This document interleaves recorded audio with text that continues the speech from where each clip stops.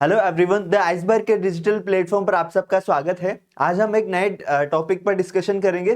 देखिए, वर्तमान में यूनाइटेड स्टेट्स का डिपोर्टेशन मिशन चर्चा में रहा है। डिपोर्टेशन मिशन क्या है कि यह अमेरिका में जो अवैध तरीके से प्रवासी रह रहे हैं, दूसरे देशों के लोग अवैध तरीके से रह रहे हैं, उन्हें जबरन वापस अपराधियों की तरह हथकड़ियों के साथ अपने वापस देश को भेजना, ये एक डिपोर्टेशन मिशन है। इसके तहत वर्तमान में जो रिसेंट अभी 20 जनवरी को अमेरिका के नए राष्ट्रपति बने डोनाल्ड ट्रंप, इन्होंने शुरू किया है। इसके तहत ट्रंप ने अपने पहले जो कानून पर हस्ताक्षर किए वो था लेकिन रिले एक्ट। तो इस एक्ट के तहत ही ट्रंप अवैध प्रवासियों को अपने जो उनका ओरिजिनल देश है वहां पर भेज रहे।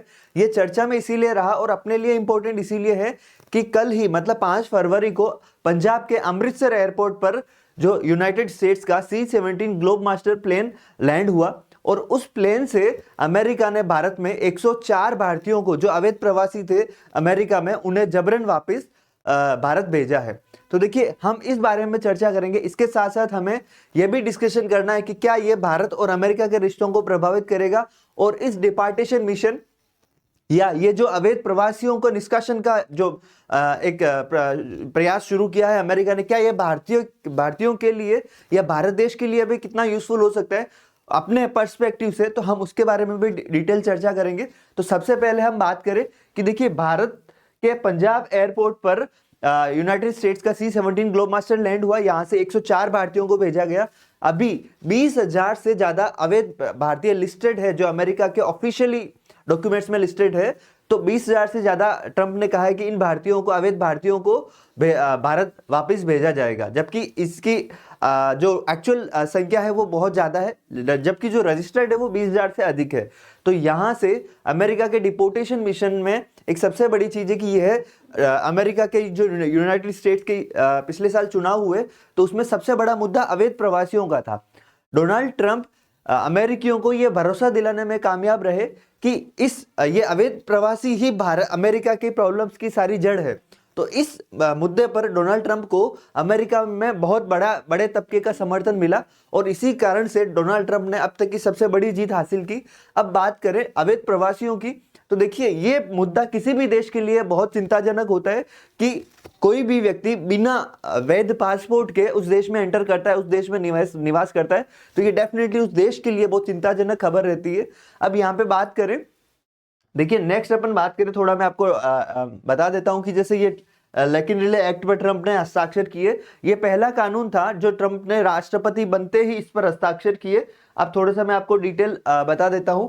जो लेकिन रिले एक्ट है उस पर बात करें अपन, तो देखिए, ये जो लेकिन रिले एक्ट है यह अवैध प्रवासियों को निष्कासन या अवैध प्रवासियों से जुड़ा कानून है। इसके तहत जो अवैध प्रवासी है जो अमेरिका में रह रहे उनको लिस्टेड करके उन्हें वापस अपने देश में भेजना, इससे संबंधित है। ट्रंप ने 20 जनवरी को राष्ट्रपति बनते इस पर हस्ताक्षर किए थे। अब ये इसमें 15 लाख से अधिक अवैध प्रवासियों की लिस्ट तैयार की गई है और इन्हें अपने देश भेजा जाएगा, जिसमें भारतीय भी मैंने आपको बताया 20,407 भारतीय इस लिस्ट में शामिल है। हालांकि अवैध भारतीयों की अमेरिका में संख्या इससे कहीं अधिक है, जो कि आने वाले समय में पता चलेगा। तो बात करें हम आगे, उसके साथ साथ देखिए, आप ये एक फोटो में देख सकते हैं कि जो अवैध प्रवासी है यूनाइटेड स्टेट्स में, उनको एक तरह से अपराधियों की तरह हथकड़ी बांध के वापस भेजा जा रहा है अपने देश। तो जो पहला था, सबसे पहले ट्रंप ने ग्वाटेमाला में अवैध प्रवासियों को भेजा था और इसी कड़ी में भारत का भी है। देखिए, रिसेंट जो है अमेरिका में सिचुएशन, ट्रंप जो है दूसरी बार राष्ट्रपति बने हैं। हालांकि वे लगातार नहीं बन पाए, लेकिन ट्रंप इस वक्त अमेरिका में सबसे शक्तिशाली राष्ट्रपतियों में से एक है और वो हर एक जो अपनी घोषणा की है उसको लागू करने में कोई कसर नहीं छोड़ रहे। अब हम बात करें अपने भारत के पर्सपेक्टिव से कि क्या ये जो ट्रंप का मिशन है, डिपोर्टेशन मिशन, क्या ये भारत के लिए क्या फायदेमंद है और इसके कूटनीतिक क्या चैलेंजेस है, तो हम उसके बारे में बात करें। देखिए, भारतीयों को इस तरह से हथकड़ी लगाकर भेजना, ये थोड़ा सा एक मतलब विपक्ष भी इस मुद्दे को थोड़ा उठा रहा है। तो हालांकि हथकड़ी लगाकर भेजने का कोई जरूरत इतना महसूस नहीं होता, वो एक अपनी तरह से एक तरह से राष्ट्रवादी विचारधारा जो अमेरिका में अपना इम्पैक्ट दर्शाना चाह रहे, सिर्फ एक वही है। बाकी अवैध प्रवासियों को डायरेक्ट भी भेजा जा सकता है। जो बाइडेन जो इससे पहले राष्ट्रपति थे, वो भी अवैध प्रवासियों को दूसरे अपने देश जो ओरिजिनल देश है वहां पे भेजते थे, तो वो एक सम्मानजनक तरीका होता था। हालांकि ये मुद्दा थोड़ा विवादास्पद इसीलिए हो रहा है कि एक क्रिमिनल की तरह भेजा जा रहा है। हालांकि भारत सरकार ने इस मुद्दे पर कोई प्रतिक्रिया नहीं दी है। अब हम बात करें, देखिए भारत के पर्सपेक्टिव से क्या फायदेमंद हो सकता है इस मिशन से, तो हम बात करें देखिए भारत में जो है अवैध प्रवासी बहुत ज्यादा रह रहे हैं, जो कि बांग्लादेश, अधिकतर बांग्लादेश पाकिस्तान से आए अवैध प्रवासी है, जो कि भारत के लिए एक बहुत सीरियस, एक गंभीर चुनौती है। रिसेंट जो सरकार का एनालिसिस है, या जो कई वर्षों से जो एक एनालिसिस रहा है कि भारत में सीरियस जो आतंकवादी घटनाएं या गंभीर अपराध की श्रेणियों में अवैध प्रवासियों का जो है वो काफी ज्यादा कंट्रीब्यूशन रहा, काफी ज्यादा लोग शामिल रहे हैं। तो ये एक मतलब अभी रिसेंट जो टाइम है, रिसेंट जो टेन्योर है अमेरिका में ट्रंप का, उस टेन्योर में अगर भारत भी जो अवैध प्रवासियों को अपने जो उनके ओरिजिनल देश है वहां भेजने का अगर कार्यवाही करे, तो ये भारत के लिए सबसे उपयुक्त समय है। हालांकि मैं आपको बताऊं, भारत में वर्तमान जो नरेंद्र मोदी की सरकार है, कई मामलों में उन्होंने कई मुद्दों पर बहुत अच्छा काम किया है, कई मुद्दों पर उन्हें अभी बहुत अधिक काम करने की जरूरत है। उनमें ये अवैध प्रवासियों को उनके देश वापसी एक प्रमुख मुद्दा है, जिस पर मोदी सरकार अभी तक 10 सालों में कोई ठोस कार्यवाही नहीं कर पाई है। तो भारतीयों को और हम सभी को एक ये उम्मीद रखनी चाहिए, या हमें ये उम्मीद करनी चाहिए इस सरकार से कि ये सरकार जो रोहिंग्या या जो अवैध प्रवासी है जो भारत में रह रहे अवैध रूप से, उन्हें कठोरता से कठोर कार्यवाही करके उन्हें अपने देश भेजे। क्योंकि जो एक आम नागरिक है, उसके लिए अगर किसी अवैध प्रवासी से अगर दिक्कत हो रही है, तो वो डेफिनेटली एक सरकार की नाकामी है। तो करंट में भारत सरकार से ये उम्मीद करनी चाहिए कि वह भारत में रह रहे अवैध प्रवासियों पर कठोर से कठोर कानून बनाए। अभी रिसेंट सुप्रीम कोर्ट ने भी केंद्र सरकार और असम में, जैसे असम में अवैध प्रवासी काफी है, तो असम सरकार से भी ये सवाल किया है कि आप इस मुद्दे पर कार्यवाही कब करेंगे। लेकिन ये एक दुर्भाग्यपूर्ण बात है कि अभी तक 10 सालों में केंद्र सरकार इस पर कोई भी कठोर कार्यवाही नहीं कर पाई है। आगे की बात देखने की रहेगी, क्योंकि ये डेफिनेटली एक सीरियस मुद्दा है। और सबसे बड़ी चीज भारत में ये है कि इस मुद्दे को विपक्ष भी नहीं उठा रहा है। तो सबसे बड़ी चीज क्या है कि ये अवैध प्रवासी किसी भी देश के लिए बहुत मतलब चिंताजनक बात होती है। ये डेफिनेटली एक, अगर अपन भारतीयों के पर्सपेक्टिव से समझे कि 104 भारतीयों को इस तरह से भेजा गया, लेकिन अगर अमेरिका के पर्सपेक्टिव से भेजे तो ये वहां के लोगों के अकॉर्डिंग ये बहुत सही डिसीजन है।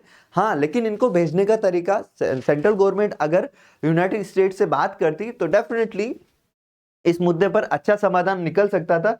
देखिए 20 जनवरी को जब अमेरिका में डोनाल्ड ट्रंप का शपथ ग्रहण समारोह हुआ, तो वहां पर भारत के जो विदेश मंत्री है एस जयशंकर, उनको भी इनवाइट किया गया था। उस दौरान एस जयशंकर की अमेरिका के जो समकक्ष है स्टेट सेक्रेटरी ऑफ स्टेट यानी विदेश मंत्री मार्को एंटोनियो रूबियो, इनसे मुलाकात भी हुई थी। वहां पर इस मुद्दे को सम्मानजनक तरीके से सॉल्व किया जा सकता था।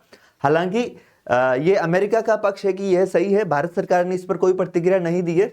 लेकिन यहाँ पे जो हम इसका एक डीप एनालिसिस की बात करें तो ये डेफिनेटली अमेरिका के पॉइंट ऑफ व्यू से ये बहुत सही डिसीजन है। और हम भारतीय ये उम्मीद करते हैं कि इस तरह का जो कार्यवाही है वो भारत सरकार भी अवैध प्रवासियों पर करे। और जहां तक आप अभी जैसे रिसेंट दिल्ली चुनाव हुए, तो दिल्ली चुनाव में भी अवैध प्रवासियों का मुद्दा जोर शोर से उठा, लेकिन जब कार्यवाही की बात आती है तो भारत में अभी तक इस तरह की कोई ठोस कार्यवाही नहीं हुई है। हालांकि अभी तक सरकार ने यह भी नहीं पहचान की है कि कहां कहां पर कितने अवैध प्रवासी है। तो यहां पर सबसे बड़ी चीज है कि भारत में ये टाइम जो है ये क्रूशियल टाइम है। इस मुद्दे पर केंद्र सरकार एक्शन ले सकती है और उसे डेफिनेटली एक्शन लेना ही चाहिए, क्योंकि ये मुद्दा काफी सीरियस है देश के लिए।